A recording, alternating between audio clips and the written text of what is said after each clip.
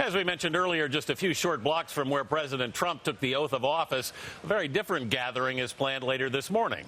Hundreds of thousands of people are demonstrating to protect rights many women feel could be in danger. They will follow a long tradition of Americans marching to have their voices heard.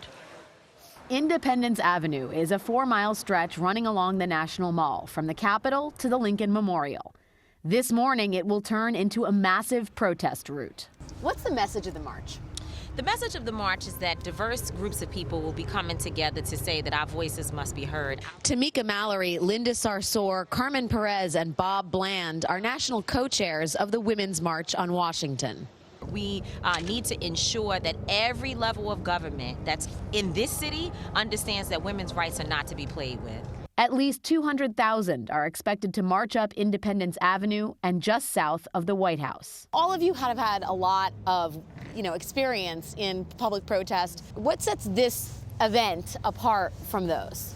This is an ultimate grassroots effort. This is absolutely a moment to really send a message that ordinary people, the mom, the teacher, the social worker, can organize in a way that people haven't been able to in a very long time. It is the place where the Constitution comes to life. Mike Litterst is with the National Park Service, which grants nearly 3,000 permits for protests each year. When it comes to evaluating what groups get permitted and what groups don't, can you tell me a little bit about how that assessment works? We make no requirement on messaging, or we don't censor the content. So any group is effectively who requests a First Amendment permit is granted one. For more than 100 years, Washington has hosted marches, from groups ranging from the Ku Klux Klan to supporters of the suffrage movement. It's become the thing that you do if you have a major sort of cause. But historian William Jones says the first Americans to protest the federal government marched to Washington when Ohio businessman Jacob Coxey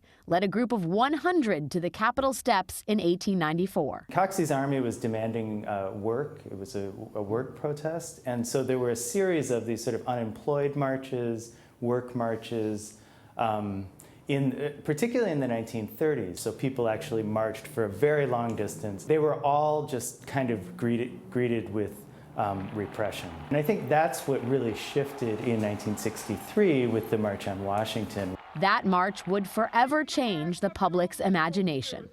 Free at last! Free at last! Thank God Almighty! We are free at last! In the early days, it was almost a threat. It was not a good thing to be coming to Washington to take a stand. How did that change? You woke up in the morning and you read in the news that this was actually, much bigger than anybody anticipated. 250,000 people showed up.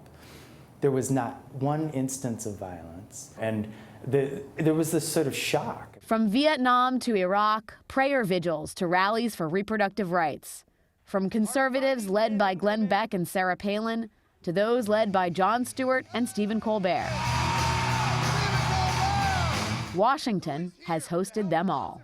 Why does it matter to have public protest in this particular moment? Because it's always mattered to have public protest. And right now, we need people who are coming from all walks of life to stand together to say that the will of the people will always stand.